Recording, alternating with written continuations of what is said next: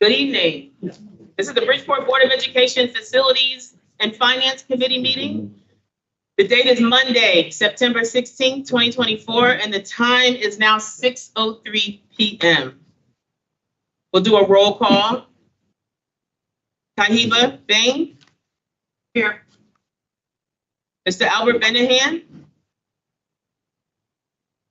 Mr. Albert Benahan. Akeisha Casimir here. Before we start this meeting, and I'll make this very quick, I want to have permission to please allow me to reintroduce myself. My name is Akeisha Casimir, and I'm Vice Chair of the Bridgeport Board of Education, and I was appointed to be Chair of the Bridgeport Board of Facilities and Finance Committee by the Chair of our board. I was born and raised in Stanford, and I have two grown children that were born at St. Vincent's Hospital 30 years ago and 28 years ago. I'm serving in this capacity as someone who is high functioning with marketable skills and degrees in human services and criminal justice. I work for myself full-time at my small business as a social services consultant. My previous work experience include working with persons in recovery, improving the quality of life for the homeless, advocating on behalf of children and adults with disabilities, parent education, and I founded a nonprofit organization that I ran for 15 years, serving over 300 single parent families in poverty around the region. My personal financial status, my credit score is over 700. I am fiscally responsible with my business and my personal finances. I spend less than I make. I don't overdraw any of my accounts. I'm a great match for this position because of my financial intelligence, my willingness to learn from my mistakes, and my eagerness to learn more and more about finance. I don't have access to any funds that this district has, and my name is not on any paperwork giving access to said funds. Some of my personal financial future goals include successfully launching and maintaining a trust to leave a legacy for generations of my family that will come after me. Continuing to diversify my stock portfolio, continuing to increase my income and decrease my expenses. I want to purchase a laundromat and some vending machines. I want to purchase a multi-family residential unit along with my immediate family. I want to continue to be strategic about spending money on things that appreciate with value over time instead of things that depreciate with value over time. I want to continue to redeem as many empty cans and bottles as I can. Thank you to the Trumbull and New Canaan residents for giving me empty bottles and cans every week that I can redeem at the stores.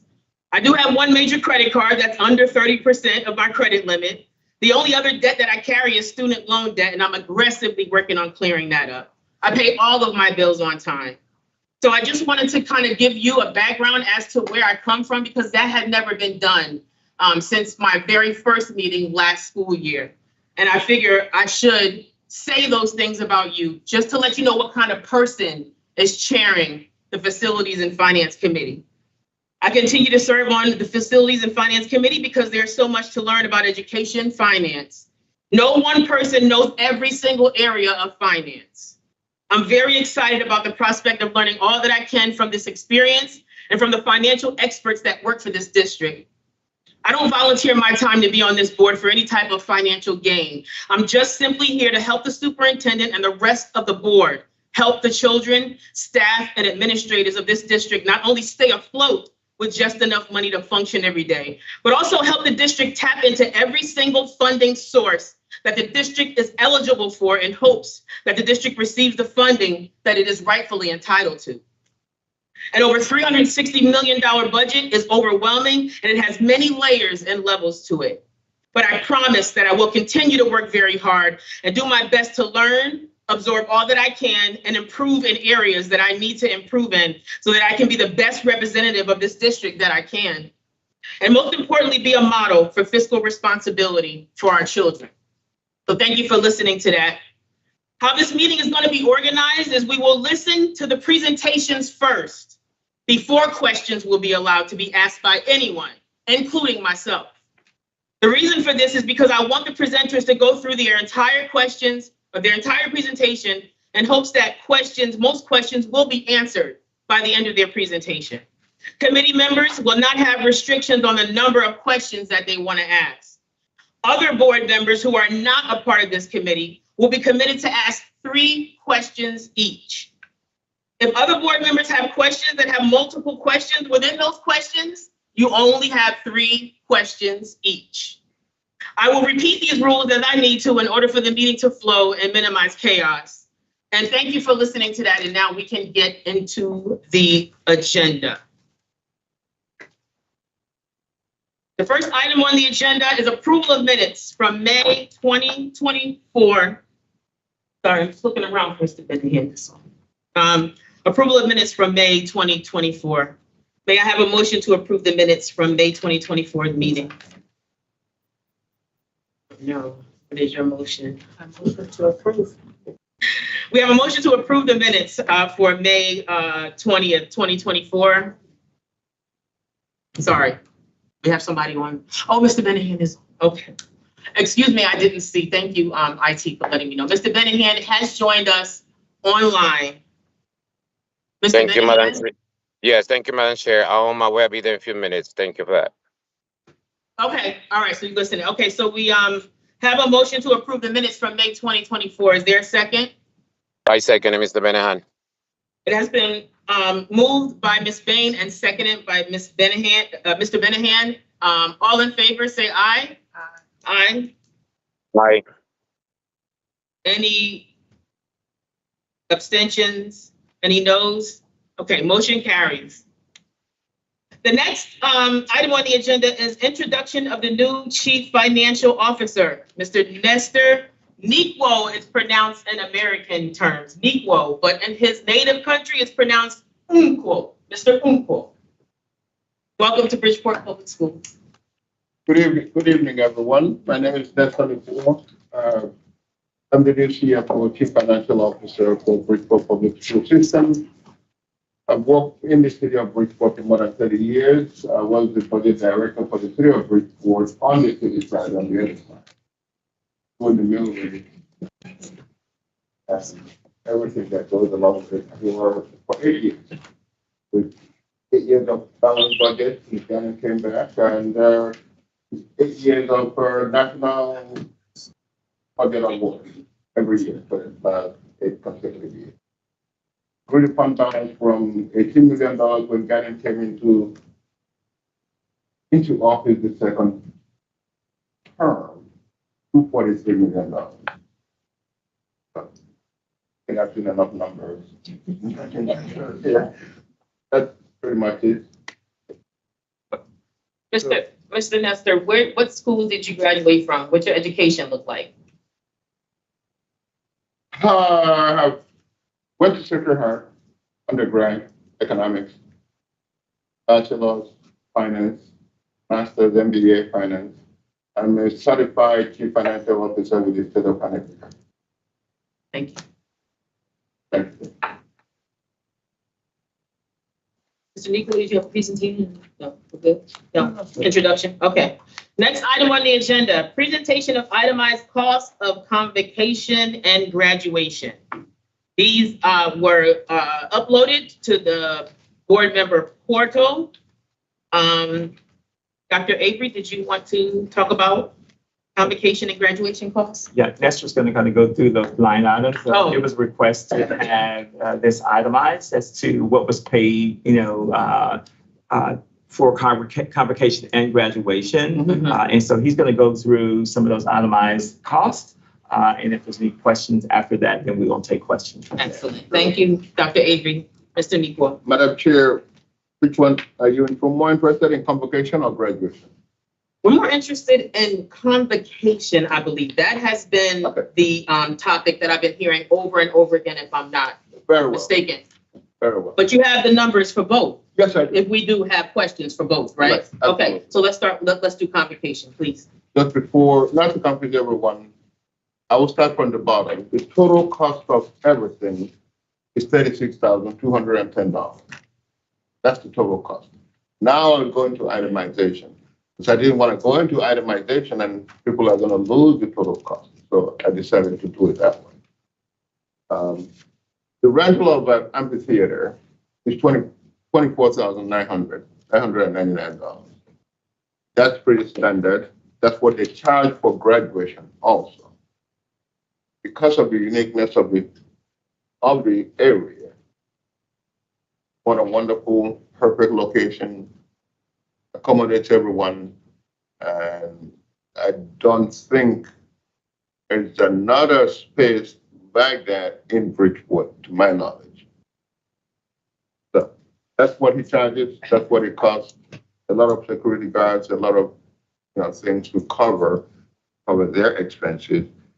Then you have Frankie's dinner, $510. Food bar use, $146. Midnight printing, $205. Wahoo live productions, $2,200. 11-hour productions, $3,067. Da Vinci Studios, $1,300. Orchestra Apinke, I think it's a band, $1,260. Miss Connecticut, who happens to be from Bridgeport, kind of incentive to bring out the beautiful girls in Bridgeport to contest. $500 for Miss Connecticut, who is a Bridgeport resident, so that's a good thing. Isabella Rio. Mr. Nico, I'm sorry, can you just speak up just a little, just so we can hear you, okay? Isabella Rio is a singer, $100. DJ Santos, $300. And AJ Gabriel, $1,612. And that's pretty much the itemization of the entire $36,000 that I had mentioned earlier. Okay. That's pretty much it for convocation, for 2024 convocation. Okay, Mr. Nico, you can do the graduation now, please. The graduation, the rental space, again, is $24,999.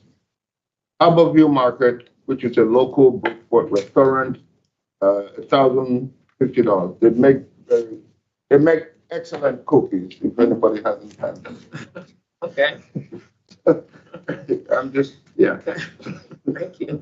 Wahoo Live Productions, $2,685. 11-hour productions, which is a sound band, $2,152. A-frame photography, $1,600. Da Vinci photography, $1,000. Rosa's Flowers, $1,600. And graduation attire rental, $547. So it comes out to $35,086. So graduation costs for 2024 and convocation costs for 2024 run just about parallel to one another. It's $1,000 more than the other one. So I'm sorry, what line is graduation rental on that last thing you mentioned? I don't see it. Justin graduation attire rental. Oh, It's under you're talking about that? Yeah. No, it was something else. Okay, thank you. So the cost of graduation is $35,086. The cost of convocation is $36,210. So it's pretty much close. The main cost to both events is the rental of the space, the amphitheater, which is almost $25,000. That is the main cost for both events. And just to go back to history, we did graduation in amphitheater in 2023. The cost was $21,600. That's the cost of rental of amphitheater was $21,650. But we did graduation in 2022, and amphitheater was rented. It was $16,200. So with cost of living increase, I mean, price is not going to remain stagnant. So the price you're seeing today is just about maybe 8-9% cost of living increase. What we have to realize, the state did increase minimum wage. So with everybody, let me try to relate it. People are going to say, why is the cost going up? The state did increase minimum wage. He has a lot of employees there. None of them will be paid less than minimum wage. So that cost has to be passed on to someone. Let's just be real and practical. So it's a ripple effect. What people used to charge you for service 3 years, 4 years ago before minimum wage increase, that's not what they're going to be charging you today. Somebody has to absorb that cost. So let's just put everything into perspective in life. So that's pretty much it, unless anybody has any questions. No questions yet. We're going to go ahead through this agenda, and then we will have questions at the end. Important budget dates for 2024-2025 school year. Dr. Avery, who is Mr. Nestor again. Madam Chair, I'll take care of that. These are the dates that historically has run about the same time with the board. Historically has run about the same time with the board timetable. As you go down the ending of April and May, by city ordinance or city charter, the mayor has to submit the budget to the city council at a certain date. So those dates have been parallel here, following the city sequence of timetable to comply with the city date, the city charter, and the city ordinance, all in correlation. So those dates are reflected here at the bottom in a chronological order as time goes by. So as you go through it, you're going to see by June 7th, the city, on the city side of the budget, they have to establish the mill rate. That's the final boss stop for budget process. Once the mill rate is established, the budget is done, completely done. That's what tells you how much taxes you're going to pay come next July. Right, and any of these other dates, something that parents or board members need to pay attention to, Mr. Nico? It's up to the board members to hear the parents out when they're doing their presentation. Okay. That's up to the board, Board of Bridgeport board, to hear the parents out and hear the concerns of the parents before they deliberate and vote on adopting Bridgeport school system budget. So I leave that up to the board to decide how much time they need to hear the complaints or venting of parents. Okay. And of course, we'll have questions at the end for anybody that has questions for this. Right. Number 5 on the agenda, presentation on all grants and funding source applications. Dr. Avery, who was taking care of that? Ms. Clark is willing to present that presentation. Ms. Clark. For us. Ms. Clark, to this presentation. Not Derek Clark. It's not Derek. She's the director of, introduce yourself. Oh, before you start talking, Ms. Clark, do we have, is that a good space for her to sit where everybody can hear her? Okay. Yes. Yes, ma'am. We're ready. I'm done. Support you giving us. Okay. We'll look at these papers now. For the record, Nadira reports to Nestor. Nestor has all financial, means of the district in his hands. And so Nadira reports to him so that, he has a full understanding of all financial, grants, obligations that the district has, goes through his office. So, Excellent. Yeah. Just for clarity. Thank you for that, Dr. Avery. Absolutely. Ms. Clark. I'm the Director of Grants Development and Management. And I believe you would like to know about the grants that are included in the district's comprehensive financial plan. So I am letting you know about the titles, which are entitlement grants, bilingual, alliance, priority, and those associated grants under those components, IDA, and adult education. So the allocation for Title I is $14,087,598. Just for clarity, Title I does have a non-public school component that is currently being calculated. We'll have those numbers later this week. That application is going to be due on October 15th. Title II is $940,475 to the district, $68,440.07 to non-public schools. That application is tied to Title I, also due on the 15th of October, excuse me. Okay, I'm sorry. That Title was that just Title II you were talking about? Title II, correct. Can you repeat? I'm sorry, Miss Bain didn't hear you. You should repeat that one more time, what you said about Title II. So Title II, the Bridgeport Public Schools allocation is $940,475.93. Title II has a non-public school component. That allocation is $68,440.07. The application is also going to be due on the 15th. Title I and Title II is together. Title III, the district's allocation is $707,620.40. Also has a non-public school component. That's $21,287.60. That application is due at the end of this month on the 29th. Title IV, $954,847.11 for the district. Also has a non-public school component, $69,485.89. That application is due on October 27th. I will give you IDEA. This application actually was previously submitted. It's submitted in the spring. The district's allocation, this also has a non-public school component. The district's allocation is $6,417,656 and $6,417,654.67. The non-public school component is $45,761.33. That application was submitted in the spring. Usually the state goes through its reconciliation, and they did that, and they've initiated a revision requirement for us, and that application is due at the end of this month, 9/30. Bilingual. This has a district component only. It's $506,635. That application is due September 29th. I'm sorry, can you repeat that amount Yes. again? $506,635. Okay, thank you. The Alliance District Grant is for $37,282,798. That application is due October 4th.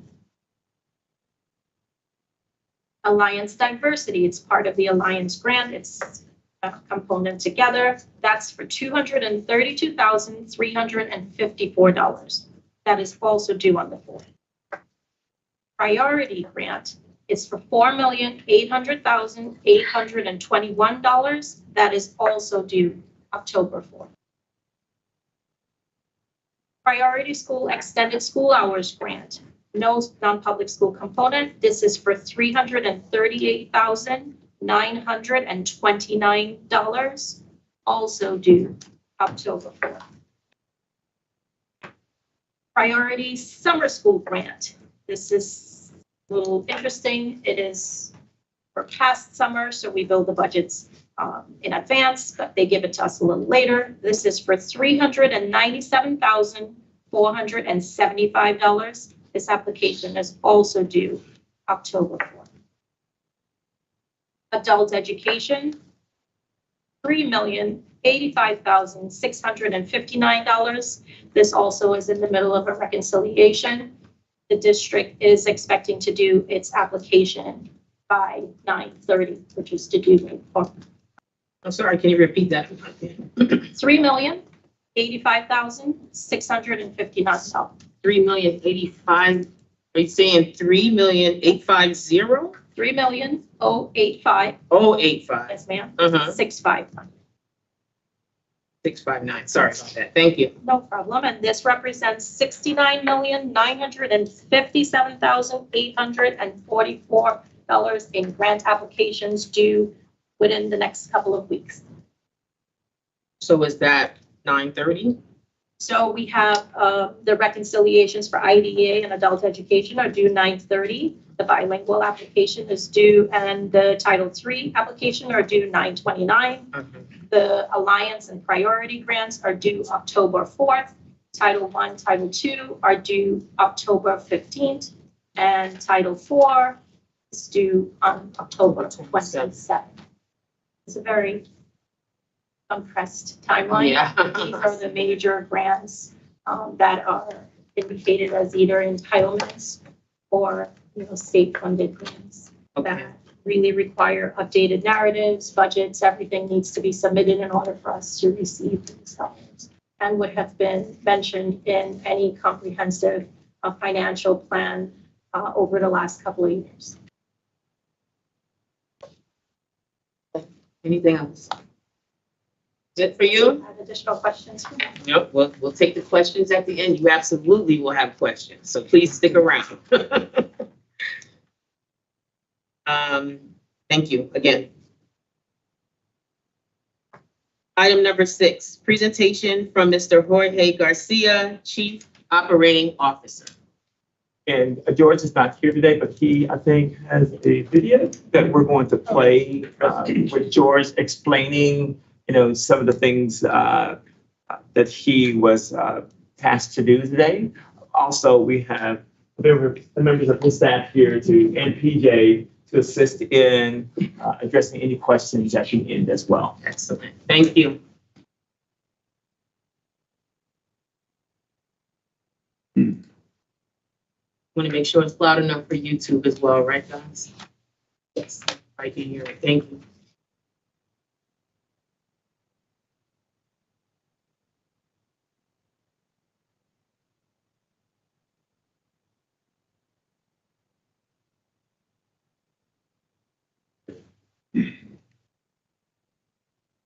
Yeah.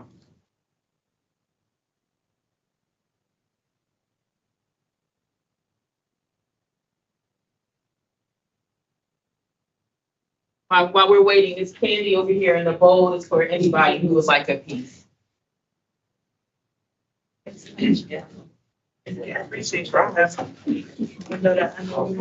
it's dinner time, but it's something. What was that? While we're waiting, are we going to get all that, those numbers? We will. Yes.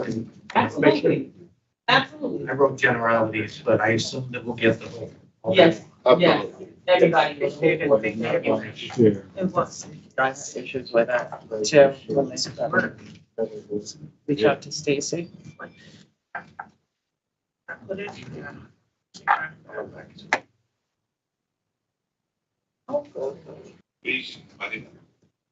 hear it. Well, I have it. Yeah, you just won't share. Yes, Maybe yes. because I don't. I know. Oh, maybe. Hold on. Let's see if I got. Sure. Well, I was gonna ask if Stacy. No,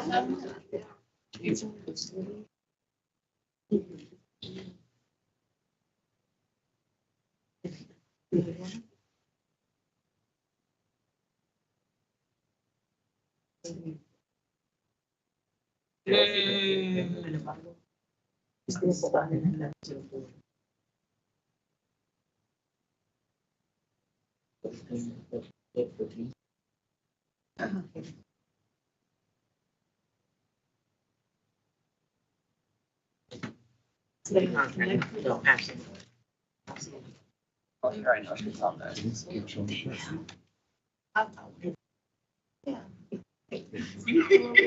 Danielle. Well, hold on. How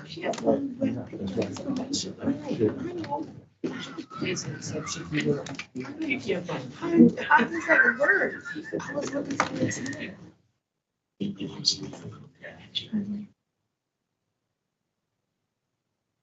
All right, there it is. Was that mine? This is me. Let's see. I'm sure. Let me see if we got sound. You're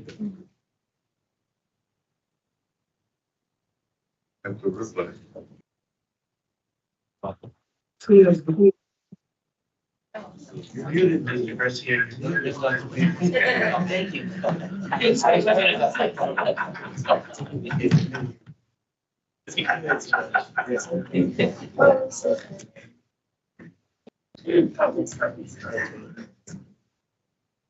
Get it done.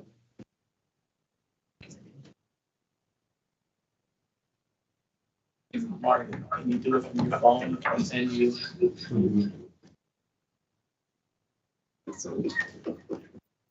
You. That team's on file. Listen, let me.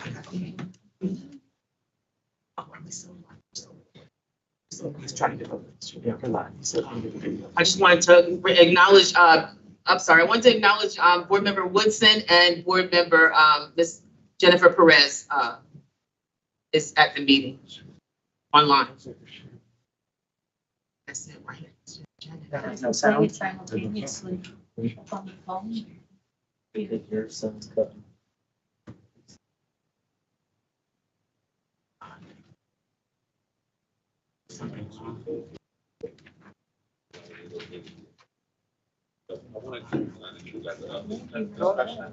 Louder, louder, all the way up. Oh, yeah, so, the muted, the mic is. Speaker is muted. Something's muted. States is gonna do it in like 10 minutes. Move to the agenda item. I don't know.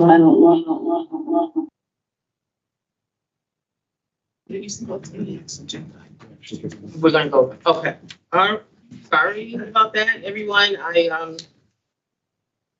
We'll go to the next agenda item, until we can get Mr. Garcia's, video working properly. So it's actually number 7, summary on current status of the master facilities plan. Is facilities master plan or master facilities plan? Facilities master. Facilities master plan, okay, thank you. If we have TJ Carafa that's going to give us an update on that, I think he also had provided a printout to everybody. And so get that in front of you, TJ. Sure. Okay, all right. Thank you, Madam Chair. All right, so I did pass this out by email to the board members. I think it was on Tuesday, okay? I'm gonna go through it with you. There is one slide or page 4 that was given to us that I kind of amended it, and I'll talk about that a little bit. All right, so I'm gonna speak from the demographic study end. So even though they're one in a whole, they're 2 separate components. So let me go through this really quick. So we started out, just so everyone knows that we started out with walkthroughs in the summer. We had Ms. Casimir, who was with us, Mr. Medina, and Mr. Sokolovic. We walked through every school. We did a breakdown of classrooms to take a look at class sizes, the way the building was set up, where the classrooms were. We did an audit of special ed classrooms. We did an audit of bilingual classrooms. The MP planning group team put together, once they did that, a plan, and that plan right now is what we're going to talk about. So the data right now for collection is 100% complete. What they're waiting on is our October 1st collection. That collection basically for October 1st is so they can take their prior numbers and take a look at what's actually happening in October and make amendments to those projections that they had put out based on the October numbers. Every year we do an October 1st collection, and that October 1st collection is used for money and all kinds of other things that we use in the district. Part of that needs assessment was we did enrollment projections, capacity utilization. So we took a look at all of the classrooms, all of the schools, and we looked at how much capacity was being used out of those schools and out of those classrooms. Once they did that, they did a breakdown of the quadrants to take a look at where our programs lie. That was the second part of what we did. Programs meaning where are our special ed classrooms, where are our bilingual classrooms, and where the general ed classrooms lie. Part of that was, once they did that, they did some preliminary projections right now. Off of those preliminary projections, they also offered a breakdown for us on where those special ed and bilingual classrooms reside. part of what the demographic team is going to do is they're going to try to alleviate some of the overcrowding. They're going to try to look at some of the class utilization and capacity by looking at class sizes. So based on, I think it's 2016 construction guidelines, we look at what we're supposed to have per class size. Now, we know when you grandfather it in, some of those classrooms become larger, some of those classrooms may be a little bit smaller. But based on the 2016 construction guidelines, we try to go back and make sure our special ed classes and our bilingual classes abide by what those sizes are. And I can give you those sizes if you need. Now, with that being said, part of what goes on is we had a couple different things that were going on at the same time. One is that I wanted to make sure that the demographic team, study team, worked with the brand new Winthrop/Skane architects so that while they're building, they would have a picture one way or another from both sides to where our students would be, what the classes, what the school would look like when it's rebuilt.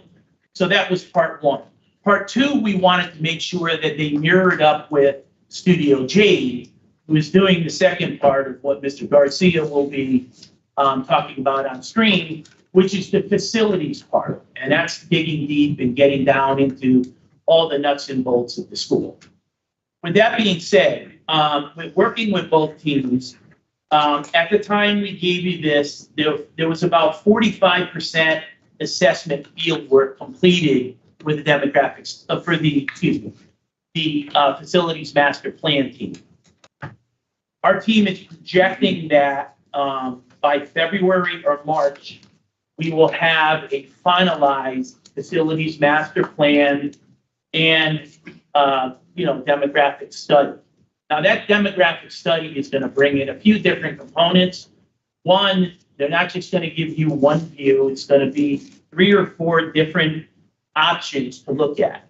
In some cases, when we're looking at overcrowding, we're going to look at what we can do to alleviate that overcrowding. Now that may mean moving some boundaries. That may not mean moving some boundaries. We're going to take all of the recommendations that the demographic study team is giving us to try to alleviate some of this congestion in some of the classrooms or some of the schools. With that being said, as part of that, also in the plan, as I talked to Mr. Garcia, there'll be some time with the demographic team as well as Studio Jade, and that's being put together as we speak. Be able to come out and have those conversations with community, with board members, with everyone else at this point. I wanted to make sure at least we got out some of the highlights of what work is being done. So with some of the highlights completed, they did a 10-year enrollment projection right now, and it's preliminary format until the October 1st enrollment occurs. Now, I need everyone to understand this, that although it says October 1st, the state gives us till January, I think it's 31st, to clean up that October 1st data.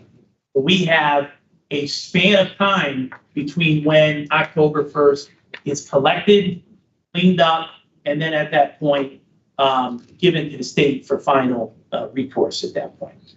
Now, with that being said, they want to make sure that with this 10-year study, that their projections are flowing in the manner that they're supposed to. They did look at birth rates. They looked at housing development, housing markets. They looked at suburban student trends. They looked at analysis of Bridgeport enrollment. These are children who are Bridgeport kids who are not going to Bridgeport public schools. It varies. We have anywhere between 5,000 and 6,000 children who live in Bridgeport who do not go to a Bridgeport public school. They either go to a charter, a parochial, a private, a technical school, or a school choice where they'll go to somewhere else outside for school.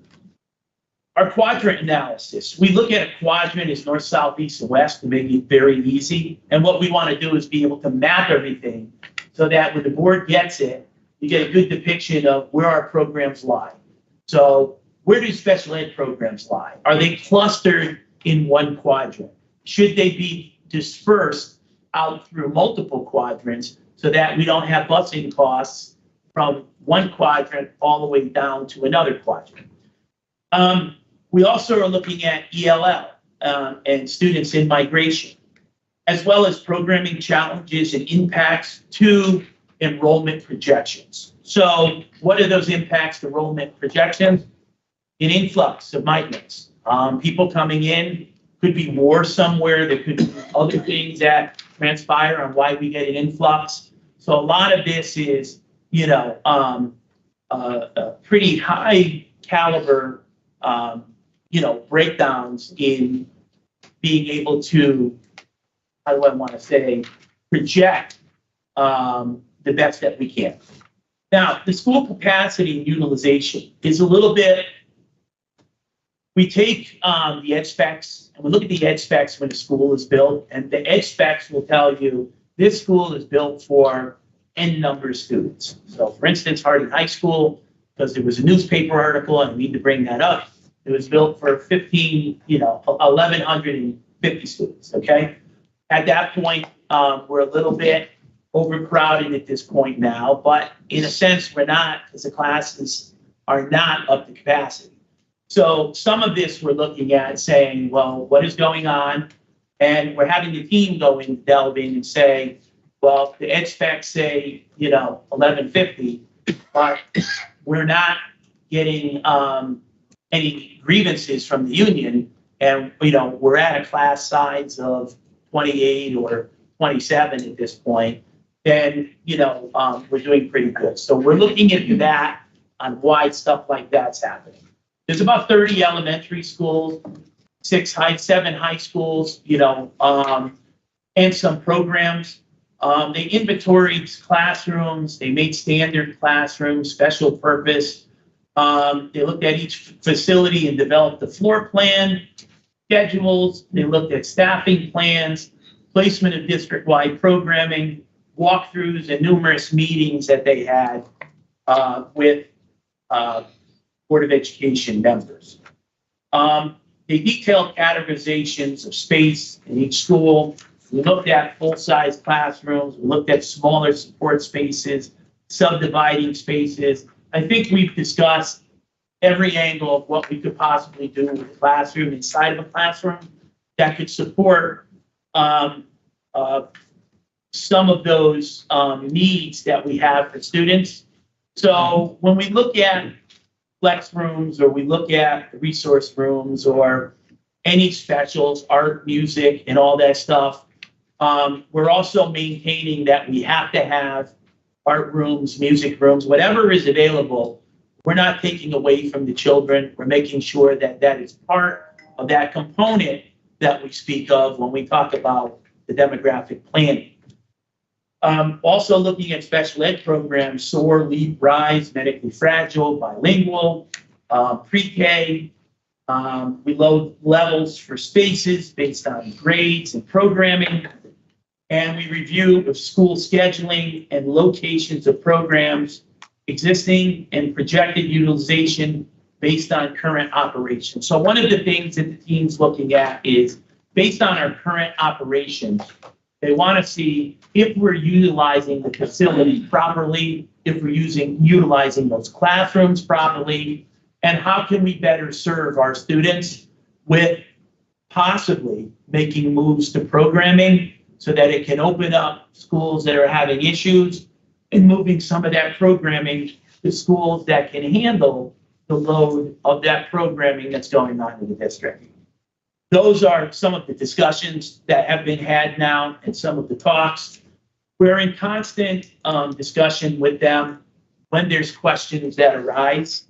We want it to be as unbiased as we can, and we want to make sure that this plan is done by the company and that the companies at this point are giving their utmost valid opinion on what the district needs where we need to go and what we need to look at down the line with 10 or 15 years where we need to be, understanding that we're going to have growth in some areas, and we need to really look at that for the future, bilingual being one of those. All right, so I think, I know there'll be questions, but I think at this point, that's what I have for you. I just want to make it clear, it could be before February or March, but that is the plan when they're looking to release everything. I will get you some more details on when. George and I will work on that, talk about when they may want to meet with families and have all those community meetings and everything else that transpires with having this study. Thank you so much, You're Mr. welcome. Carafa. Are we running IT department for? It's Stacy. Mr. Garcia?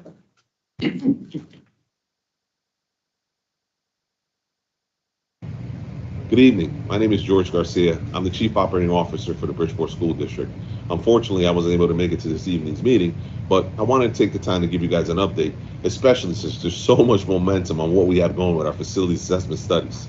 So currently, we're about halfway done with our assessments. We started with our older buildings. We felt this was important to get into our older buildings to really get a sense of where we are structurally, our mechanicals. We are touching every aspect of these buildings. We want to ensure that we get all of the data needed to make the right decisions. So 50% done on our assessments. We still have 50% to go. We're moving into our newer buildings. The big difference between the two is that our older facilities don't have much going on when it comes to mechanicals. It's more infrastructure and structural based. Now we're really digging into our newer facilities that have mechanicals that is, if you can imagine, thousands of sensors, thousands of moving parts in these facilities. It's very intense, but we are touching everything from the envelope of the building to the mechanicals, each individual classroom, every closet. We're making sure that we touch everything to ensure that we get all of the data needed to provide the right information to make the decisions as we move forward. So with that said, our target date for completion is somewhere in the first to second week of October. Right now, we are trending in that direction. We're on schedule. We did hit a little bit of a slowdown at one point early on. We doubled up on schools when we needed to ensure that our schedule stays true, and we're there. Right now, we're in the throes of getting this all put together. So there isn't much to update you on outside of the schedule of where we are. But what I did want to share with you is that we've gotten our first renditions in terms of draft data, raw data that's coming in from Jade Studios. So, as you can see, there's a lot of data that goes into these studies. Every aspect is called out, and then a dollar is attached to every item that we see, and then we start to prioritize. Unfortunately, there are a lot of priority ones as we start to look at these assessments. There's been a lack of investment over the years, but the good thing is that with the ESSER funding, with the hard work that the teams put in and finding grants, we're starting to close the gap quickly. This assessment, coupled with that, will give us that 10-year roadmap that we need in order to ensure that we're giving the school district exactly what the students, the staff, and the parents deserve. So I wanted to give you guys a snapshot of what it is that we see. So I'm going to show you the draft study for Hooker School, for instance. We're going to show you the first page and the last page of the 13-page study. The reason why I want to show you the first page is to give you a sense of how much detail really goes into what it is that we're doing. And then the last page, so you get a sense of the magnitude of what we're talking about when we talk about the dollars and the cents, the investments that are needed as we move forward. It's a staggering number, but just for scope, this is not we need it all right now. This is something that we're going to work out over a 10-year span. This really gives us a focus and a true understanding of what it is that we need to do moving forward. So once again, you have 110% focus from the facilities department, along with data management through the leadership of the superintendent, to ensure that everything that we do moving forward is going to give us the data we need to drive it home for Bridgeport. Thank you to Mr. Garcia for that video.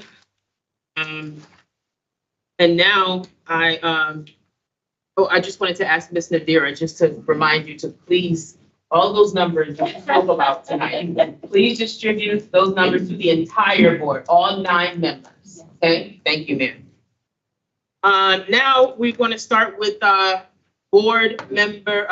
committee members. Mr. Benahan, questions about any of these presentations? No, No, you want, no, yeah? No. Okay. Okay. Ms. Clark, I know you were talking about, I'd like to know how many grants. I'm sorry, Mr. Benahan, just raise your voice, please, just so they can hear you. Question. Thank you. Ms. Clark, I just want to know how many new grants we have and the names of them, please. Fine. If it's allowed, you can email us, okay. He's saying new grants, Yeah. new. Brand new grants. There's a lot of them. So we have entitlement grants. Those are on the page in terms of competitives. In fiscal year 24, we applied for 55 competitive grants and we received 52 of them. So it's a 94.5% reception rate. We had about 26,423. I will send this. And we received 26 and change million out of it. In fiscal year 25, we just started. We have about 6 competitive grants, and that represents about 4,208,200 applications in terms of application dollars that we've submitted so far. I could go through the full list. What about the 6 competitive grants? Why don't we just do those? Yep, so those we have done National Endowment for Arts. That was for 100,000. We submitted the seedlings to scale. This is at the federal level. That was for 500,000. We submitted Commissioners Network. Those are actually on task. We did additional NEAs. We did 10,000 for the NOAA grant. That's an Ocean Odyssey grant. We're looking at some other additional items, and we do have our entitlement grants that are coming up that I went over in the original list, but I will break this down in a packet for the team as well. Thank you, I appreciate that. And for facility, I don't have a question, but I have to say thank you guys. I really trust you 100%. I never ask questions because you guys know what to do. You and your team, Mr. Garcia and everyone. So thank you for everything. You try your best and you're always there, and we update. I really appreciate everything. You, the whole team. I appreciate everything. Thank you. No question, Madam Chair. Thank you. All right, Ms. Bain. I have no questions at this time. No? No, not at this time. I am going to now switch it over to board. I'll switch it over to board members that are here in person. Again, I'm going to remind everybody that it's 3 questions total for, how many presenters did we have? We had 3 presenters? 1, 2, 5. Your 3 top questions. 3 top questions. Mr. Sokolovic, you are up first. Excuse me. Oh, excuse me, Mr. Sokolovic, before you start, I want to apologize to the screen, to everybody that's viewing this on YouTube, because you're going to see my back turned to you, and that's only because I really want to focus on what everybody is saying that's in back of me. So I'm not trying to be rude by turning my back, and until IT and I figure out how we can have a camera so that it's facing the other way, I just wanted to apologize for showing my back. That's all. All right, Mr. Sokolovic. Yes. First of all, Mr. Paul? Yes. Thank you. Welcome to the Bridgeport Board of Education. Thank you. Welcome being on the other side of the table with the city side. Hope you adjust to fighting for the dollars. All right. We need here. So now, the question has to do with the amphitheater presentation. I don't know if you're aware, but in 2017, 18, and 19, my first few years on the board, rental costs for graduation was 0, because that's one of the first things we cut in our budget cuts. Now, I want to point out the rental assessment fee. Do we know if that was a qualified purchase or not? Because of the uniqueness of the location, you and I very well know it's like day and night. Who has such a magnificent location? who are we going to compete, who are we going to qualify for? It's under $25,000, which means it doesn't have to go up to me. Interesting point. It is $1 under $25,000, $24,999 for both the convocation and the graduation. Now, I've done that. Went through accounting classes, sat my CPA, had passed all 4 parts of my first child, and I did a little bit of wood. A number under $1 under the threshold for reporting requirements would raise a very big red flag to me and would bear further look. Do you know if that contract was structured in any way, shape, or form to avoid board oversight, to potentially not do this convocation, not do the graduation in places in order to save the district $70,000 for this coming fiscal cliff, which is very, very much on top of us? I cannot answer that question because I don't know the vendor. All I know is that the owner and operator of an amphitheater has been very compromising with the city in every branch or every arm of the city. On the city side, we use amphitheater. The city uses amphitheater to do state of the city address. Very pleasant location. Accommodates everyone, very safe. We try to purchase whatever we buy from the vendors, from our local vendors, which is basically encouraging Bridgeport business. And we've got. All right, I'm sorry, that was number one. Okay, number two, go ahead. Third question. Hobby Yard Arena, right next door, has the capacity to be filled with all those. Have we saw the price quote from the Hobby Yard Arena, or are we just doing business with Amphitheater? We could put it out for bid if that's what, we could very well put it out for bid. Again, I don't mean to shy away from the issue or the fact or your questions or your concerns. These commitments were made before I got here, but again, going forward, we could very well handle it the way the board wants it by seeing the capacity or whatever I can provide. I got plenty more questions. It's in front of the full board. Do you have one more? Okay. Yeah, why not? Why not? You think in our current fiscal condition that it's beneficial to have convocation, and none of the teachers want that, they spend $35,000 and change? Again, Bridgeport school system needs to market itself. I'm sorry, speak up. Yeah, say that one more time. Bridgeport school system needs to market itself. That convocation for me, regardless of what every other person got out of it, I personally, what I got out of it is that there is an affiliation with University of Bridgeport for younger Bridgeport graduates who go to college at UB. That's a big milestone, right there. Advertising and marketing it that if you stick and continue with Bridgeport school system, graduate from high school, there is a window of opportunity for you. Go to University of Bridgeport, get a college degree. If 10 people, our opinion, if 10 high school kids can utilize that opportunity, get that information, get that knowledge, go to UB, graduate, that's worth more than $35,000. Okay, that was your answer to that question. Anybody else that is here in person have questions, 3 questions? Mr. Traver. I guess I'll follow up on that one. I didn't have a question, but that would apply to Sacred Heart, Fairfield, U, and all of our other colleges in this area too, correct? I'm sorry, speak up just a little bit more, Mr. Traver, just so they can hear you. That would apply to Sacred Heart, Fairfield, U, and the other colleges in this area too, because we have similar arrangements with Fairfield U for our graduates too. Okay. And do you know how much we paid last year for the convocation? I believe I did. No, we didn't. I did, yes, okay. 2023 graduation. 2023, it cost convocation or graduation? Convocation.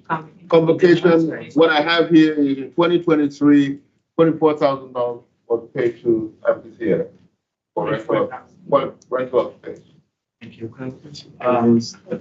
And In total, with other peripheral costs, the total was $27,000. $27,415, everything included. thank you. I want to ask a clarification point that I don't mean to ask as a question. I think Mr. Carafa misspoke on his report here. Okay, let's hear it. So can I just, Let's hear it. without being done? Yeah. On page 4, Mr. Carafa, the second bullet point, it says inventory of standard classes, blah, blah, blah, blah, blah, blah, blah, and numerous meetings with DPS administrators. At that point, you said the Board of Ed members. Yeah, it should be DPS. Yeah, okay, I just wanted to correct, see if I misunderstood. Yeah, okay, because you haven't been meeting with Board of Ed members. yet. Right. Okay, I just wanted to clarify that point, because you did say Board of Ed members. Thank you. I not meant as a question. I wanted to clarify that he hadn't been holding meetings yet with us. Right. Thank you. And so on page 3, Mr. Carafa, the demographic analysis for combining classes, we did a lot of combining classes in August. Was this data used for those combining of classes? What data was used to combine those classes? So from my recollection, it was done through Marlene Siegel, who had, so I give her a breakdown of numbers every year. She gets it daily of class sizes. At that point, when she received the data that I had given to her, she went through, and I'm not sure what group she went through with, but she had a group that she went through and determined that at that point, there were 19 teachers that they were going to move at this point or consolidate based on the numbers that they had at that point in time, which was at the start of school. When did she leave? I'm confused now by this, because when did Mr. McCall start and Ms. Siegel leave formally? Madam Chair, I started in July. But these teachers weren't told until August. Through Madam Chair. Again, Marlene was, Ms. Siegel was still consulting Throughout the summer. throughout the summer. So that's the very first thing I worked with her, or she basically introduced me to consolidation. I looked at the data with her. Okay. And very frankly, some classes, we are 19 in the class. Yeah. There's no point having 18, 19 classes when you have vacancies. We have one thing we have to realize that we have teacher vacancies, high teacher vacancy rate. So having all these classes without filling them up and having all these vacancies, now you are really, parents are going to start screaming that they don't have teachers. So the best thing is to bring it up to closer to what the capacity is. And basically consolidating and having enough teachers. It's a nightmare, with all due respect, excuse my language, recruiting or hiring, finding and recruiting special ed teachers. That's what I've been, that's my first month's shower that I was given. I understand your point, and I appreciate your telling me I was confused by this point, and he was talking about the data. Right. And if we could exchange due respect, Mhm. as an educator, Yes. there is a reason to have 19 in the class. It allows for better education. Right. So as a numbers man, I understand your point of view. As an educator, I would hope you respect my point No, of I view. do, I do. Thank you. Trustee and Madam Chair, Nestor is that numbers guy, and that's where we come in to try to have a happy medium to be able to kind of. Dr. Avery, I respect you too. I offer you my due respect too. Yes, sir. So We can just leave it at that. for now. Right. absolutely, That's my question. Absolutely. I've asked my question. absolutely love Thank you. it. Thank you. Mr. Medina, any questions? I just want to confirm that the data that Mr. Madam Chair, not a question today, but to you, that the information that Mr.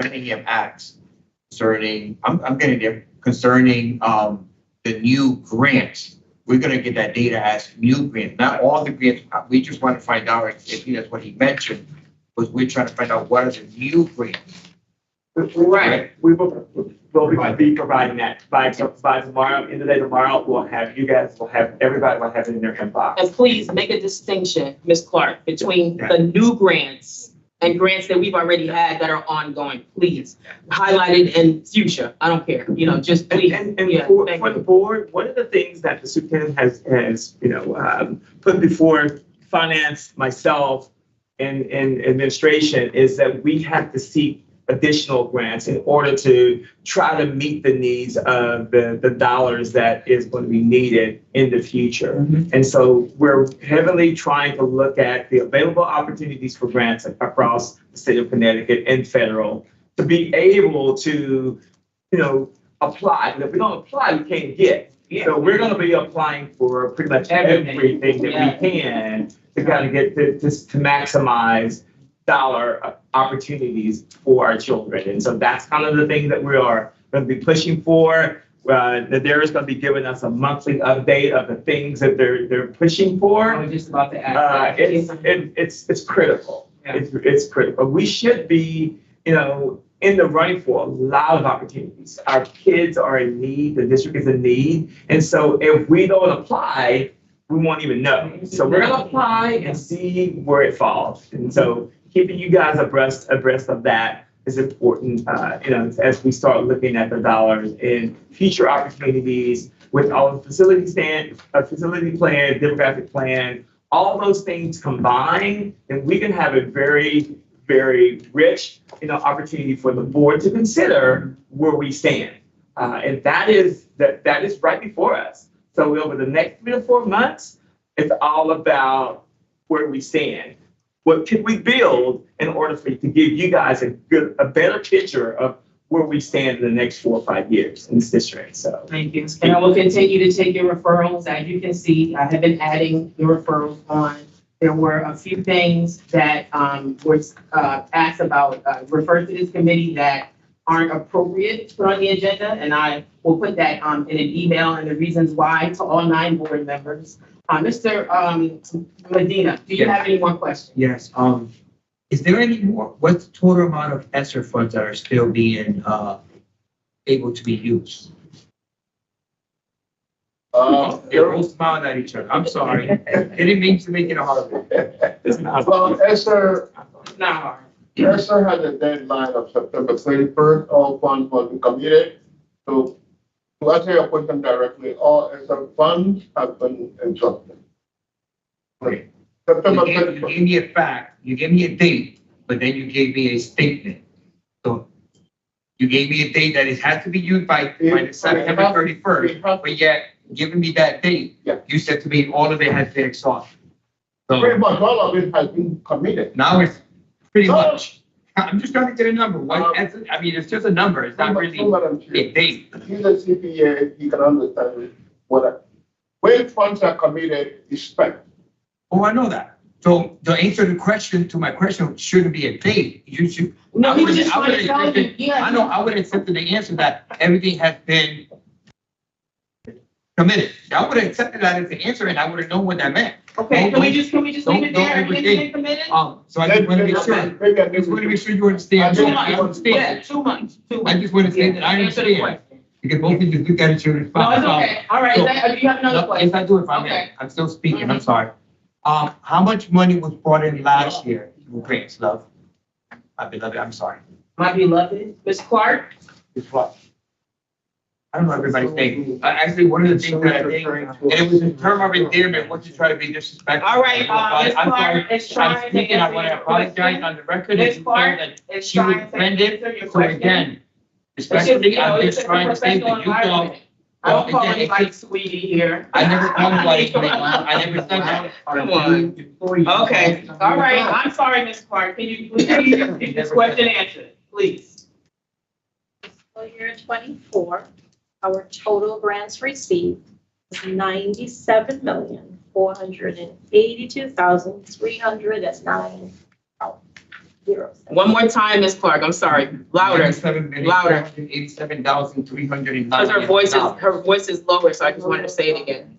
Thank you. Fiscal year 24, grants received $97,482,309. Thank you, Madam Chair. Yeah, no problem. Okay, Mr. Benahan, No questions, no comments, nothing else. Ms. Bain, I'm good. No questions, no comments, I'm sorry. board members that are online, Mr. Woodson, any questions? Mr. Woodson, any questions at all? One more time, Mr. Woodson. Okay, we'll go over to Ms. Perez. Ms. Perez, any questions for the committee or for the presenters? I had a question, but Dr. Avery answered it, so I'm all set. Thank you. Okay. I'll entertain a motion to adjourn. So move. Motion to adjourn has been, I'm sorry, do we have more? A motion to adjourn has been approved, has been made by, Mr. Benahan. Any second? I second. All in favor? Aye. Aye. Thank you, everyone. Thank you. Good night, everyone. Yeah.